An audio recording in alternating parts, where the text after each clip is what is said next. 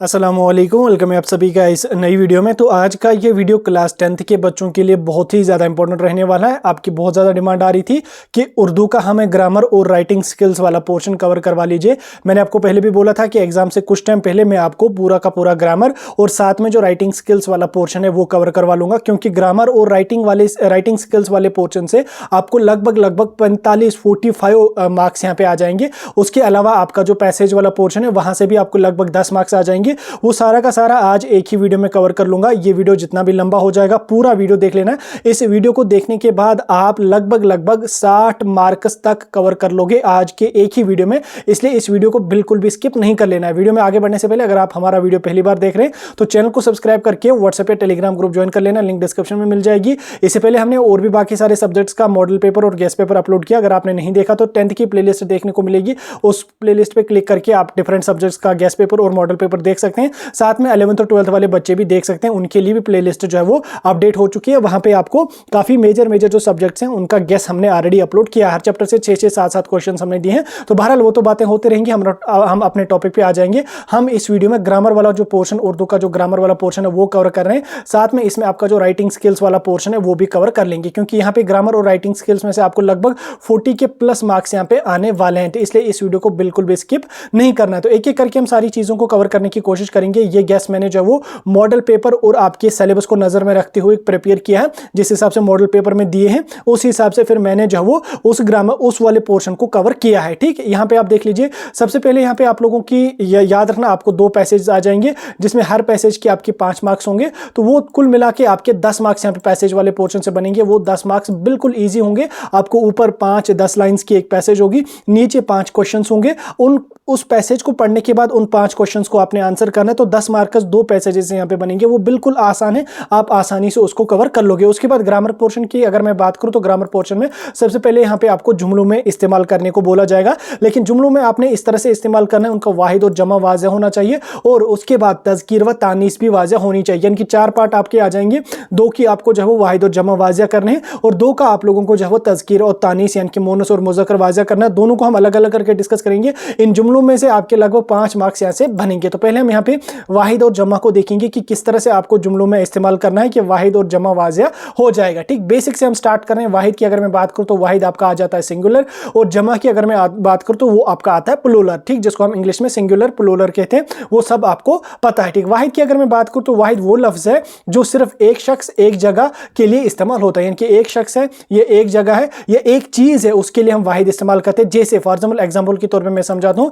जैसे किताब की अगर मैं बात करूं, किताब को अगर आपने जुमलों में इस्तेमाल करना कि वाहिद या जमा वाज़ेह हो जाए। जैसे ये किताब मेरी है। ठीक, मेरी है मतलब किताब क्या है यहाँ पे वाहिद, किताबें क्या हैं जमा। ठीक, ये मेरी किताबें हैं, है नहीं आ जाएगा वहां पे क्या आ जाएगा, हैं। अगर किताबें होंगी तो वहां पे क्या आ जाएगा, ये मेरी किताबें हैं। ठीक, हैं बोले तो जमा, है बोले तो यहाँ पे वाहिद। उसी तरह से अगर मैं लड़का की बात करूंगा, वो लड़का स्कूल जा रहा है। ठीक, लड़का मतलब वाहिद। अगर लड़के होते, ठीक, अगर लड़के होते, वो लड़के स्कूल जा रहे, है नहीं वहां पे आता, वहां पे क्या आ जाता है अगर होता तो दैट मीन्स कि वो वहां पे जमा बन जाता। ठीक, लेकिन हमें यहाँ पे लड़का है तो लड़का बोले तो वाहिद को ऐसे जुमले में इस्तेमाल करना है ताकि वो पता चलना चाहिए कि ये वाहिद ही है या जमा है। ठीक, लड़का वाहिद है, इसलिए हम लिखेंगे ये लड़का स्कूल जा रहा है। हम ऐसे नहीं लिख सकते हैं कि ये लड़का स्कूल जा रहे हैं। अगर लिखेंगे वो तो जुमला ही नहीं बना, और जुमला अगर बन भी जाएगा तो वो किसकी यहाँ पे किस चीज को वो इंडिकेट करता है, वो करता है जमा को इंडिकेट। इसलिए आप लोगों ने इस तरह से जुमले में इस्तेमाल करना है कि वाहिद और जमा यहाँ पे वाज़ेह होना चाहिए। देन उसके बाद एक और एग्जांपल को अगर हम समझेंगे, जैसे यहाँ पे डॉक्टर की एग्जांपल आपको दी जाएगी, इसको हम कैसे जुमले में इस्तेमाल करेंगे।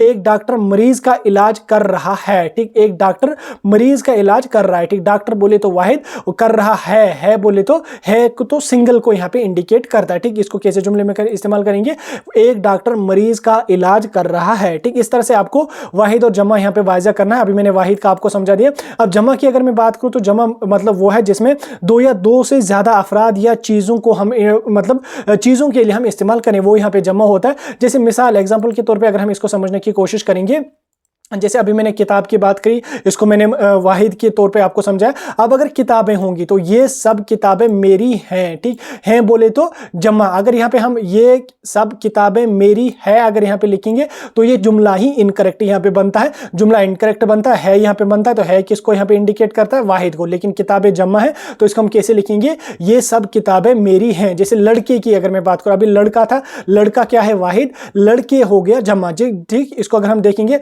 तो वो लड़के स्कूल जा रहे हैं बोले तो यहाँ पे जमा को इंडिकेट ये करता है, यानी कि प्लूरल को ये इंडिकेट करता है, ठीक। अगर हम इसको ऐसे लिखेंगे कि वो लड़के स्कूल जा रहे हैं, ठीक, वो तो जुमला ही नहीं बना। और जुमला बना भी तो वो किसको इंडिकेट करता है? वो सिंगुलर को, वाहिद को वो इंडिकेट करता है, ठीक। इसलिए हम इसको कैसे लिखेंगे? वो लड़के स्कूल जा रहे हैं। जैसे यहाँ पे अगर हम देखेंगे डॉक्टर, कई डॉक्टर, ठीक। डॉक्टर बोले तो एक डॉक्टर, कई डॉक्टर बोले तो एक से ज्यादा डॉक्टर। जैसे यहाँ पे कई डॉक्टर्स, ठीक, डॉक्टर्स, ठीक, कई डॉक्टर्स मरीजों का इलाज कर रहे हैं, ठीक। मरीजों, ठीक, यानी कि बहुत सारे मरीज हैं बोले तो यहाँ पे हैं भी प्लूरल को इंडिकेट करता है, ठीक। इस तरह से आपने करना है इसको जुमले में इस्तेमाल, ताकि ये इंडिकेशन मिले कि वाहिद है या जम्मा है, ठीक। इसको आपने बिल्कुल आसानी से करना, बिल्कुल आसान है ये, और ये 5 मार्क्स बहुत ईजी हैं। देन उसके बाद आपका यहाँ पे 2 पार्ट ऐसे होंगे जिनमें आपको जुमलों में इस्तेमाल करना है। इनकी तज़कीर और तानीस भी वाज़िया होनी चाहिए, ठीक। अब तज़कीर व तानीस कैसे वाज़िया करनी है इसको हम समझने की कोशिश करेंगे। तज़कीर की अगर मैं बात करूँ तो तज़कीर आपका आ जाता है मुज़क्कर।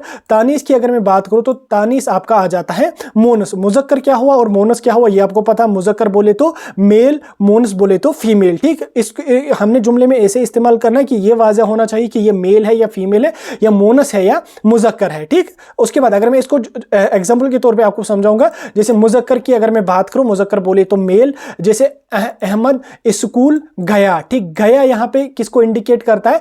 मेल को, ठीक। अगर यहाँ पे गई होती तो गई किस चीज को इंडिकेट करती है? ये फीमेल को करती है, गई, ठीक। गया, गई, ठीक। जैसे यहाँ पे अली बहुत बहादुर ज़हीन लड़का है, ठीक, लड़का है। उस तरह से उस्ताद ने तालिबे इल्म को नसीहत की, ठीक। जैसे यहाँ पे अगर आप देख लोगे ये दरवाजा खुला है, ठीक, ये दरवाजा खुला है। खुली है अगर होता तो वो किसको इंडिकेट करता? वो करता मोनस को इंडिकेट। लेकिन दरवाजा मुज़क्कर है तो इसको हम कैसे लिखेंगे? ये दरवाजा खुला है, खुला, खुली, ठीक। इस तरह से आपको याद रख लेना है। उसके बाद यहाँ पे नेक्स्ट यहाँ पे आपकी एग्जांपल है, बुजुर्ग आदमी सड़क पर चल रहे हैं, ठीक। चल रहे हैं मतलब चल रहे हैं, चल रही है। अगर होता चल रही है तो वो किसको इंडिकेट करता? वो मुज़क्कर को, मोनस को इंडिकेट करता। चल रहे हैं है यहाँ पे तो ये किसको इंडिकेट करता है? ये मुज़क्कर को इंडिकेट करता। चल रही अगर होता तो वो मोनस को इंडिकेट करता। चल रहे किसको इंडिकेट करता है? ये आपका मोनस को इंडिकेट करता है, ठीक। उसके बाद इसके बाद अगर मैं मोनस की बात करूंगा यानी कि फीमेल की बात करूंगा, जैसे यहाँ पे फातिमा बाजार गई। गई एक होता है गया, एक होता है गई। गया किसके लिए इस्तेमाल होता है? गया होता है मेल के लिए इस्तेमाल, यानी कि मुज़क्कर के लिए इस्तेमाल। और गई किसके लिए इस्तेमाल होता है? गई जहां पे भी होगा तो आप समझ लेना कि ये फीमेल है, ठीक, यानी कि ये मोनस है, ठीक। जैसे फातिमा या किसी लड़की का नाम है ABC, या जैसे यहाँ पे फातिमा है, फातिमा बाजार गई, ठीक। फातिमा बाजार गया नहीं आ जाएगा। अगर हम गया लिखेंगे तो वो किसको इंडिकेट करेगा? वो मुज़क्कर को इंडिकेट करेगा। लेकिन फातिमा क्या है? ये मोनस है तो इसको हम कैसे करेंगे जुमले में इस्तेमाल? फातिमा बाजार गई। उसी तरह से यहाँ पे ज़ैनब बहुत मेहनती है, ठीक, लड़की है तो वो यहाँ पे आपका यहीं से मेहनती लड़की मतलब कि ये फीमेल को ही यहाँ पे इंडिकेट करता है, ठीक। इस तरह से यहाँ पे आपने जो है वो, जैसे यहाँ पे एक और एग्जांपल मैं आपको थोड़ा सा समझाने की कोशिश करूंगा। ये खिड़की बंद है, ठीक। खिड़का तो कुछ है ही नहीं, लेकिन खिड़की है तो खिड़की क्या है? मोनस, ठीक। अगर इसको मुज़क्कर में देखेंगे तो खिड़का आ जाएगा, लेकिन खिड़का तो कोई चीज है ही नहीं, तो खिड़की है। की एक होता है की और एक होता है यहाँ पे का, ठीक। की किसको इंडिकेट करता है? ये करता है मोनस को इंडिकेट। और का किसको करता है इंडिकेट? ये करता है मुज़क्कर को इंडिकेट, ठीक। ये चीजें गई, गया, की, का, यही चीजें आपको समझनी है। यही चीजें मुज़क्कर और मोनस के बीच में यहाँ पे डिफरेंशिएट कर देते हैं, ठीक। ये आपने समझ लेनी है कि किस तरह से हम मुज़क्कर और मोनस को इंडिकेट करेंगे, किस तरह से हम वाहिद और जम्मा को इंडिकेट करेंगे। 5 मार्क्स ये बहुत इजी हैं, ये 5 मार्क्स आपको कवर हो गया। अगर हम आगे चलेंगे, आगे हम देखेंगे हुरूफ और हुरूफ की किस्में, ठीक। यहां से आपको 4 मार्क्स आ जाएंगे, ठीक। आपको 2 हुरूफ दिए गए होंगे, 2 हुरूफ को आप लोगों ने जो उनकी डेफिनेशन लिखनी है और एक एग्जाम्पल लिखनी है आपको, ठीक। दो कोई जैसे हुरूफ जार, हुरूफ तहसीन आते हैं यूजुअली, जेके बोस इन 2 हुरूफों को ज्यादा रिपीट करता है, तो 4 मार्क्स आपको मिलेंगे। एक तो डेफिनेशन लिखनी है और एक उसकी एग्जाम्पल लिखनी है, ठीक। हुरूफ और हुरूफ की अकसाम की अगर हम बात करेंगे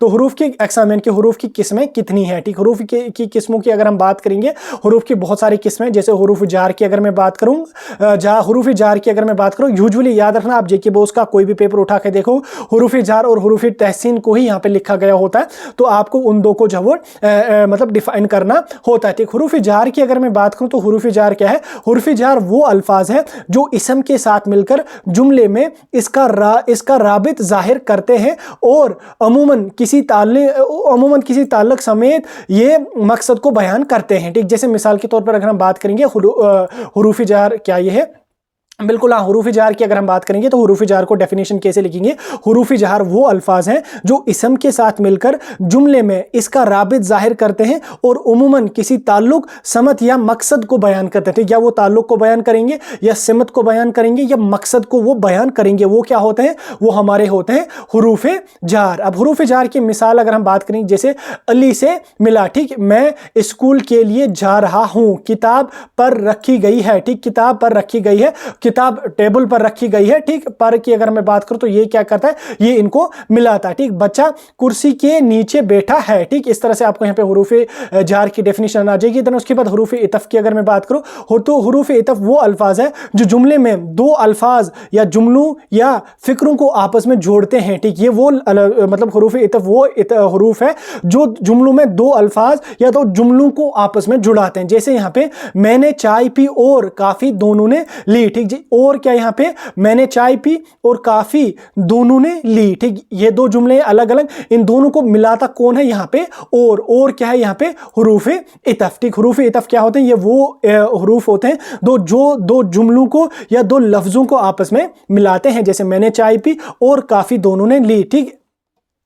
उसके बाद नेक्स्ट एग्जांपल अगर हम देखेंगे, अहमद मेहनती लेकिन कम गो है, ठीक। उसके बाद यहाँ पे वो आया फिर चला गया, ठीक। वो आया चला गया, ठीक। दो अलग अलग हैं, फिर क्या करता है, इन दोनों को यहाँ पे मिलाता है, इन दोनों के बीच में यहाँ पे रिलेशन क्रिएट करता है, ठीक। वो आया फिर चला गया, ठीक। आपने क्या, जब पेपर देने बैठोगे तो पहले आप क्या काम करोगे, हरूफ इतफ की डेफिनेशन लिखोगे, इसमें क्या लिखोगे, ये वो अल्फाज है जो जुमले में दो अल्फाज या जुमलों या फिक्रों को आपस में जोड़ते हैं, मसलन, ठीक। एग्जाम्पल के साथ आप क्या करोगे, वो आया फिर गया, या मैंने चाय पी और काफी दोनों ने पी, ठीक। इस तरह से आप लिखोगे एक एग्जांपल, आपके 2 मार्क्स यहां से इससे बनेंगे, ठीक। जैसे एक और एग्जांपल, या तो पढ़ो या खेलो, ठीक। या तो पढ़ो या तो खेलो, ठीक। इस तरह से ये दो जुमले अलग अलग हैं। देन उसके बाद हरूफ शरत की अगर मैं बात करूं, हरूफ शरत वो अल्फाज हैं जो किसी शरत को जाहिर करते हैं, ठीक। हरूफ शरत क्या है, ये वो अल्फाज हैं जो किसी शरत को जाहिर करते हैं, यानी कि जुमले में कोई खास कैद या शरत लगा दी है, ठीक। मतलब ये शरत को जाहिर करते हैं। शरत जैसे अगर एग्जांपल के तौर पे हम बात करेंगे,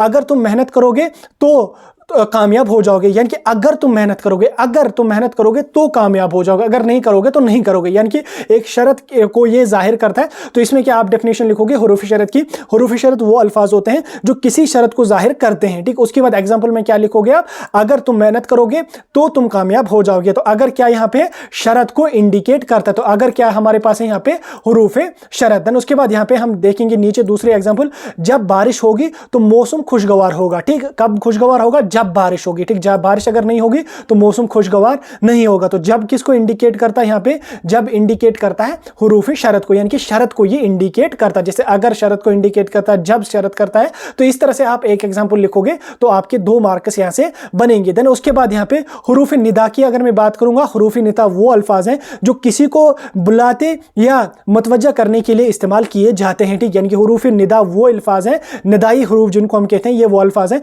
जो किसी को बुलाने या मुतवज्जा करने के लिए इस्तेमाल किए जाते हैं। जैसे मिसाल के तौर पर अगर हम इसको एग्जांपल के साथ समझने की कोशिश करेंगे, जैसे ए दोस्त मेरे बात सुनो, ठीक। यानी कि हरूफ क्या है, ये हरूफ निदा वो अल्फाज हैं जो किसी को बुलाने के लिए या किसी को मुतवज्जा करने के लिए, अपनी तरफ उसको मतलब मुतवज्जा करने के लिए हम इस्तेमाल करते हैं। ए दोस्त तुम मेरी बात सुनो, ठीक। अरे क्या हो गया, ठीक। अरे क्या है यहाँ पे, हरूफ निदा। ओ भैया जरा रास्ता देना, ठीक। ओ भैया क्या है, मतलब फॉर एग्जांपल सामने से कोई चल रहा है तो आपने उसको अपनी तरह मुतवज्जा करना है या आपने उसको कुछ बोलना है, तो आप क्या बोलोगे, ओ भैया, अरे भैया, ठीक। तो ये जो अल्फाज होते हैं ये हरूफ निदा होते हैं, ठीक। आगे हम बात करेंगे, जैसे यहाँ पे अगर है वाह क्या खूबसूरत नजारा है, ठीक। ये भी है हरूफ निदा, ठीक। आगे हम चलेंगे, नेक्स्ट हमारे पास है हरूफ इस्तिफहाम, ठीक। हरूफ इस्तिफहाम क्या है, ये वो अल्फाज हैं जो किसी सवाल के लिए इस्तेमाल किए जाते हैं, ठीक। ये वो मतलब हुरूफ हैं या ये वो अल्फाज हैं जो किसी सवाल के लिए इस्तेमाल किए जाते हैं, यानी कि उनको हम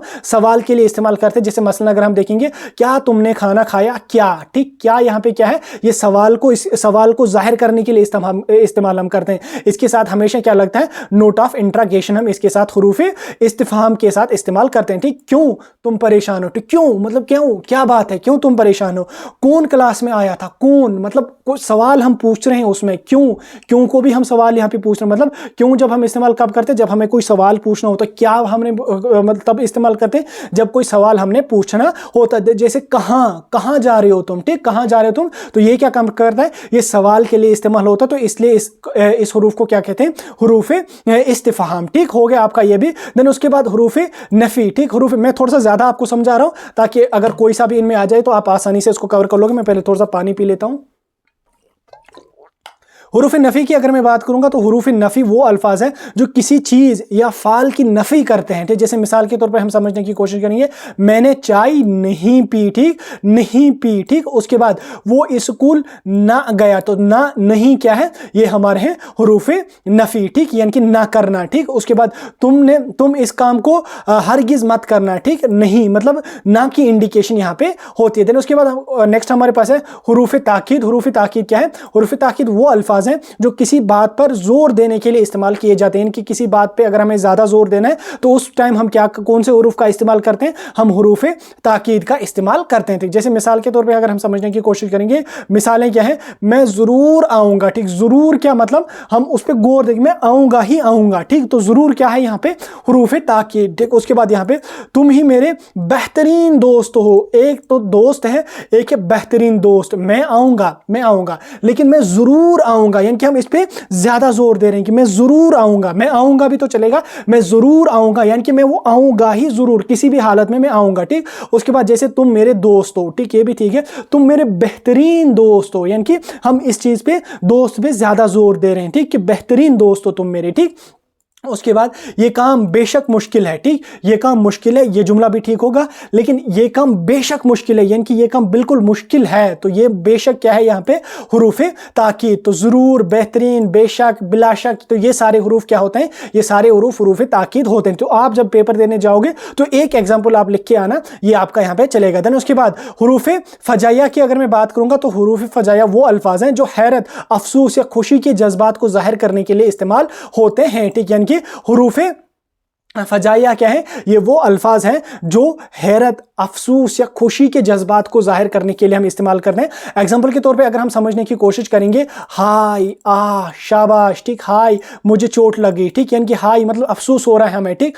क्या खूबसूरत जगह है। क्या किसको इंडिकेट करता है, ये यहाँ पे खुशी को इंडिकेट करता है। हाय किसको करता है, यहाँ पे अफसोस को इंडिकेट करता है या हैरत को इंडिकेट करता है। जहाँ पे हाय, शाबाश वगैरह ये जो चीजें होती हैं, इन चीजों के साथ हमेशा नोट ऑफ एक्सक्लेमेशन मार्क यहाँ पे लगता है। तो ये सारी चीजें क्या होती हैं, ये सारे हुरूफ क्या होते हैं, ये हुरूफ फजाइया होते हैं, ठीक। गला सूख रहा है मेरा, इसलिए बीच में थोड़ा पानी भी पीना पड़ता है।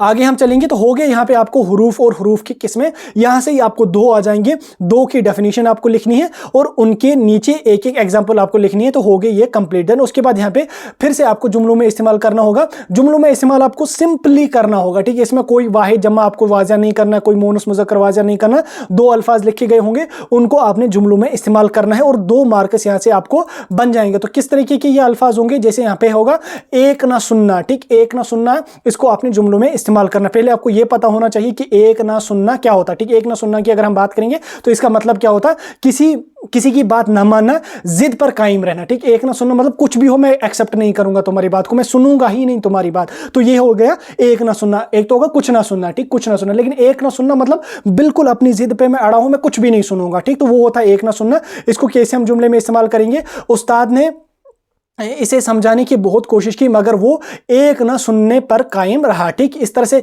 इसी टाइप के आपके दो अल्फाज आपको पूछे जाएंगे। इंपॉर्टेंट कौन है वो मैं इसके आपके साथ समझाने की कोशिश करूंगा। तो इस तरह से आप जुमलों में इस्तेमाल करोगे। या इसमें वालिदैन ने इसे मना किया, लेकिन वो एक ना सुनने की आदत से बाज ना आया। ठीक, इस तरह से कोई सा भी जुमला आप लिखोगे तो आपका यहाँ पे 1 मार्क्स इसका बनेगा। देन उसके बाद छाती पीटना ये मोस्ट रिपीटेड है जेके बोस का। तो छाती पीटने का मतलब क्या है? बहुत ज्यादा गम करना, इनकी शदीद गम करना, अफसोस का इजहार करना, शदीद अफसोस का इजहार करना हो गया छाती पीटना। ठीक, इसमें इसको हम कैसे जुमले में इस्तेमाल करेंगे? जैसे जुमला मैंने यहाँ पे लिखा है, मां ने बेटे की नागहानी मौत की खबर सुनते ही वो छाती पीटने लगी। देन उसके बाद गरीब आदमी अपना सब कुछ लुट जाने पर छाती पीट रहा था। ठीक, छाती पीटना मतलब शदीद गम या शदीद अफसोस जाहिर करना, तो वही हो गया आपका छाती पीटना। तो इस तरह से आप जुमले में इस्तेमाल करोगे।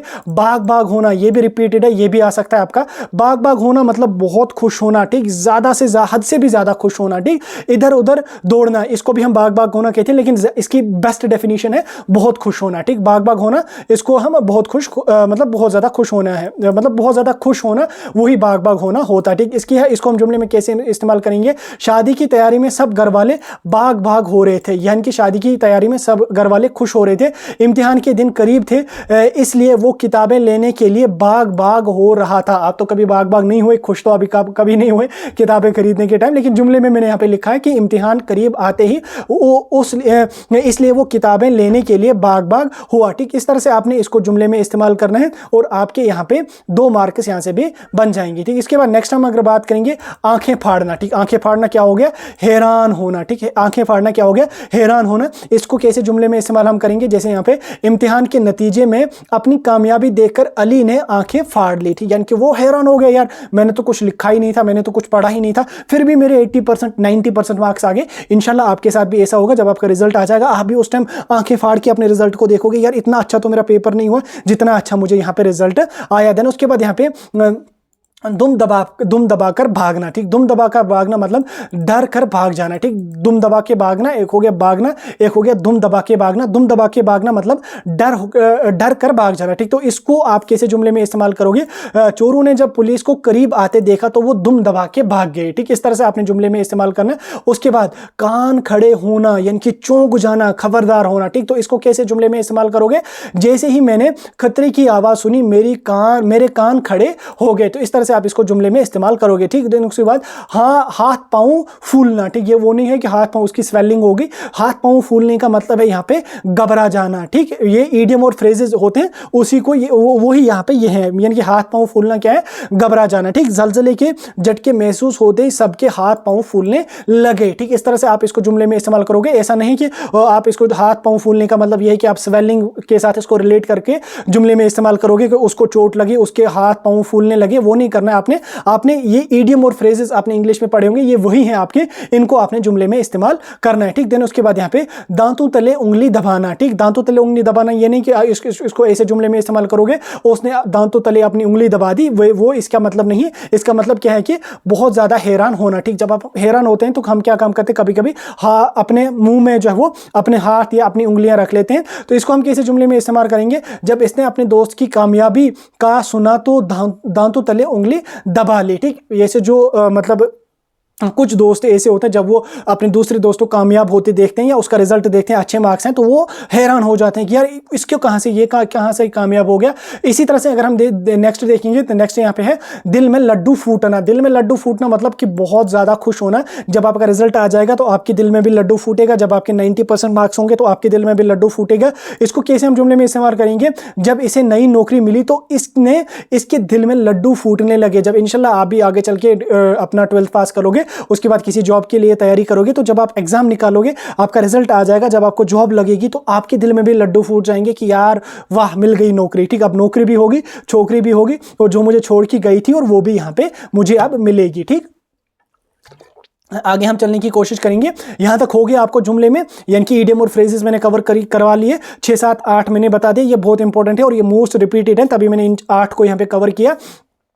आगे हम बढ़ने की कोशिश करेंगे। आगे यहाँ पे आपका है तरकीब नहवी करना और जुमले में इस्तेमाल करना, बहुत ज्यादा इंपॉर्टेंट है। ठीक, यहाँ से आपके 4 मार्क्स बनेंगे और बहुत इजी भी है। ठीक, तरकीब नहवी कैसे करने हैं इसको हम समझने की कोशिश करेंगे। तरकीब नहवी और जुमले के बारे में आपकी वजाहत यहाँ दी जा रही है। ठीक, किस तरह से दी जा रही है? ठीक, जैसे यहाँ पे तरकीब नहवी की अगर हम बात करेंगे, तरकीब नहवी से जुमले में मुख्तलिफ अज्जा का नज़म व तरतीब है। ठीक, यानी कि जुमले में अल्फाज को किस तरीके से रखा गया है वो दुरुस्त माने दें। ठीक, यानी कि जो हमारे कोई भी जुमला है उसमें कौन सा मतलब वर्ड किसको इंडिकेट करता है, इसको हम अभी एग्जांपल के तौर पे समझने की कोशिश करेंगे। इसमें क्या क्या चीजें होती हैं, इसमें हमारे पास इसमें होता है, फाल होता है, मफूल होता है, सिफत वगैरह होते हैं। तो यही सारे मिलके जो है वो एक जुमला बनाते हैं। जैसे तरकीब की जैसे हम तरकीब के एग्जाम की बात करेंगे तो इसमें क्या है, जुमला इस्मिया। ठीक, आपको बोला गया तरकीब नहवी कीजिए और जुमले का नाम भी लिखिए। ठीक, तरकीब नहवी करनी है और जुमले का नाम भी आपको लिख लेना है, यानी कि इसमें इसम कौन है, मफूल कौन है, फाइल कौन है, फेल कौन है, वो सब आपको लिखना होता है। और उसके साथ साथ आपको जुमले का नाम भी बताना है। ठीक, जुमले का नाम जानना बहुत इंपॉर्टेंट है।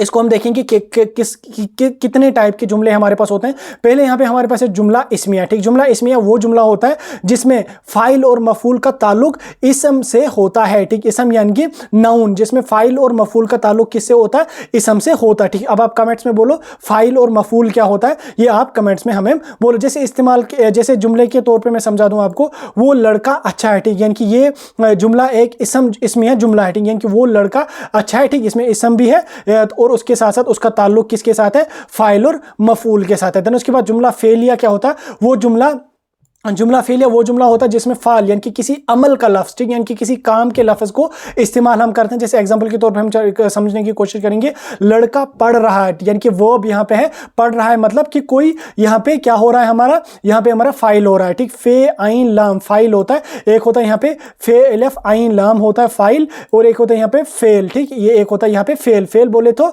वो फेल नहीं, या फिर आई एल वाला नहीं, फेल बोले तो वर्ब, वर्ब बोले तो कुछ काम यहाँ पे हो रहा है। लड़का पढ़ रहा है, लड़का क्या है, लड़का इसम है, पढ़ रहा है क्या है, फेल है, और उसके साथ यहाँ पे जुमला कौन सा बनना, जुमला इस्मिया कौन सा है, ये जुमला सॉरी इस्मिया नहीं, जुमला फेलिया। ठीक, इसके बाद नेक्स्ट हम चलेंगे जुमले के नाम अगर हम बोलेंगे, यानी कि टाइप ऑफ सेंटेंसेस को अगर हम समझने की कोशिश करेंगे, इसमें जुमला खबरिया, ये वो जुमला जिसमें किसी बात की इतला दी जाती है। ठीक, जैसे फॉर एग्जांपल वो किताब पढ़ रहा है, यानी कि जुमला फेलिया, यानी कि जुमला खबरिया। ठीक, यानी कि कोई खबर हमें यहाँ पे इस जुमले से मिल रही है। उसके बाद जुमला इस्तिफामिया। ठीक, वो जुमला सवाल करने के लिए इस्तेमाल होते हैं। ठीक, जैसे यहाँ पे तुम कहाँ जा रहे हो। ठीक, तो ये जुमला क्या है हमारा, ये जुमला है इस्तिफामिया। ठीक, उसके बाद यहाँ पे जुमला ताजबिया, ये जुमला किसी बात पर हैरानी या ताज्जुब को जाहिर करने के लिए इस्तेमाल होता है। एक को कैसे, जैसे क्या बात है। ठीक है, कि हम मतलब हैरानी हम जाहिर करते हैं, उस जुमले को क्या कहते हैं, जुमला तजबिया। ठीक, उसके बाद नेक्स्ट यहाँ पे जुमला आपका जुमला अमरिया। अमरिया बोले कि जुमला किसी से हुक्म या दरख्वास्त करने के लिए इस्तेमाल, जब हम किसी से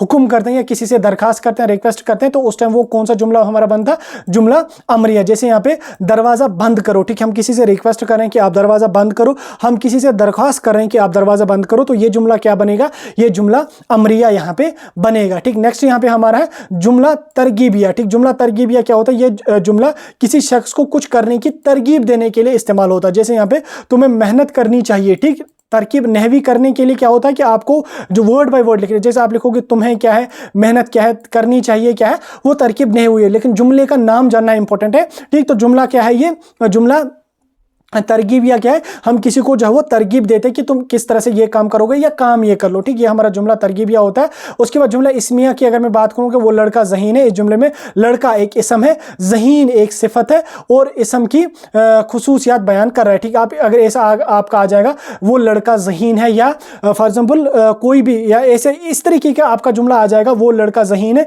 आपने इसकी तरकीब नहवी करनी और जुमले का नाम बताना। तो आप इसमें क्या लिखोगे, पहले लिखोगे यहाँ पे लड़का क्या है, यहाँ पे आगे लिखोगे इसम, देन उसके बाद यहाँ पे ज़हीन क्या है, यहाँ पे ज़हीन हमारे पास है सिफत। ठीक, इस तरह से आप लिखोगे, देन उसके बाद नीचे लिखोगे जुमले का नाम क्या है, जुमला इस्मिया। ठीक, उसके बाद यहाँ पे जुमला फेलिया की अगर मैं बात करूंगा, लड़की किताब पढ़ रही है। ठीक, इस तरीके का जुमला आ जाएगा। तो इसमें आप क्या लिखोगे, इस जुमले में फाइल यानी कि पढ़ रही है क्या है, यहाँ पे फाइल है, लड़की क्या है, यहाँ पे इसम है। तो इस तरह से आपने तरकीब नहवी करनी है। देन उसके बाद इसम और इसम की किस्में। ठीक, इसम और इसम की किस्में यहाँ पे आपको 5 मार्क्स की आ जाएंगे, काफी बड़े क्वेश्चन यहाँ से पूछे जाते हैं। अब इसम और इसम की कितनी किस्में हैं इसको हम समझने की कोशिश करेंगे। इसमें मारफिया यानी कि प्रॉपर नाउन। ठीक, इसमें क्या होता है, इसमें मारफिया क्या होता है, वो इसम जो किसी खास शख्स, जगह या चीज के लिए मखसूस हो। ठीक, जैसे मोहम्मद, कश्मीर, कुरान, मक्का, ताजमहल। ठीक, यानी कि इसमें मारफिया क्या होता है, ये प्रॉपर नाउन होता है, यानी कि जिसमें किसी खास शख्स, जगह या चीज के चीज़ को हम मतलब चीज़ के लिए हम इस्तेमाल करते हैं, यानी कि कोई खास जगह है, कोई खास चीज़ है, कोई खास नाम है, वो हमारा कौन सा नाम है, यानी कि वो हमारा कौन सा इसम है, इसमें मार्फी है। ठीक, उसके बाद यहाँ पे इसमें निकरा की अगर मैं बात करूँ तो ये हमारा कॉमन नाउन होता है। ये वो इसम होता है जो गैर मखसूसी शख्स या चीज़ के लिए इस्तेमाल होता है, जैसे लड़का, दरिया, किताब, शहर, परिंदा। लड़का कोई सा भी लड़का, दरिया कोई सा भी लड़का, तो ये हमारा होता है इसमें नकरा। देन उसके बाद इसमें ज़मीर की अगर मैं बात करूँ तो इसमें ज़मीर क्या होता है, ये होता है प्रोनाउन, यानी कि ये वो इसम जो किसी इसम की जगह इस्तेमाल होता है। ठीक, मैं, वो, तुम, आप, ये, वो, ये सभी क्या है, ये है इसमें ज़मीर। ठीक, देन उसके बाद इसमें सिफत की अगर मैं बात करूँ तो आपको यूजुअली इसमें सिफत, इसमें ज़मीर ही बोर्ड वाले पूछते रहते हैं, तो इसमें सिफत क्या है, इसमें सिफत है एडजेक्टिव। ठीक, इंग्लिश में आपने पढ़ा होगा, तभी मैंने इंग्लिश भी यहाँ पे साथ में लिखा है। तो इसमें सिफत क्या है, ये वो इसम है जो किसी इसम की खूबी या हालत जाहिर करे जैसे। ठीक, मतलब इसमें सिफत क्या है, ये किसी की खूबी को जाहिर करे या खामी को जाहिर करे, जैसे खूबी, अच्छा, लंबा, मेहनती, बहादुर, बुरा, कमजोर, ये सभी के सभी लफ्ज क्या है, ये इसमें सिफत है। ठीक, ये सभी इसम क्या है, ये सिफत है। आपको किसे क्वेश्चन पूछा जाएगा, आपको एक जुमला दिया गया होगा, जैसे यहाँ पे उमर ज़हीन है। ठीक है, आपको बोला जाएगा फिर नीचे इस जुमले में ज़हीन क्या है, ज़हीन क्या है, तो ज़हीन क्या है, हमारा ज़हीन है इसमें सिफत। ठीक, उसके बाद इसमें फ़ाइल की अगर मैं बात करूं तो इसमें फ़ाइल एक्टिव पार्टिसिपल है। ठीक, ये इसकी डेफिनेशन क्या है, वो इसम जो किसी काम को करने वाले के लिए इस्तेमाल होते हैं, यानी कि किसी काम को करने वाला, जैसे लिखने वाला, ठीक, बोलने वाला, ठीक, पढ़ने वाला। ठीक, जैसे लिखने वाले को क्या कहते हैं, कातिब कहते हैं, बोलने वाले को क्या कहते हैं, मुतकलम कहते हैं, पढ़ने वाले को क्या कहते हैं, कारी कहते हैं। ठीक, तो आपको क्या आ जाएगा, जुमला दिया गया होगा जिसमें कोई हो, कातिब होगा, मुतकल्लिम होगा, कारी होगा, तो आपको बोला जाएगा कि ये कौन सा इसम है, तो आपने क्या बोलना, इसमें फाइल है। ठीक, देन उसके बाद इसमें मफलूल यानी कि पेशु पार्टिसिपल है, यानी कि वो इसम जिस पर कोई काम या वाक़या किया जा रहा हो। ठीक, इसमें मफूल क्या है, जिस पे काम किया जा रहा हो। ठीक, इसमें फाइल क्या है, जो काम कर रहा है, इसमें मफूल क्या है, जिस पे काम किया जा रहा हो। ठीक, लिखा गया यानी कि मकतूब, मारा गया यानी कि मतकूल, ठीक, पसंद किया गया यानी कि महमूद। ठीक, उसके बाद इसमें ज़रफ़ की अगर मैं बात करूं, ये एडवर्ब टू टाइम या प्लेस। ठीक, यानी कि वो इसम जो वक्त या जगह को जाहिर करे। ठीक, जैसे सुबह, शाम, दिन, रात, यहाँ, वहाँ, ये सभी क्या है, ये इसमें ज़रफ़ हैं। ठीक, मैं पहले पानी थोड़ा सा पी लेता हूं।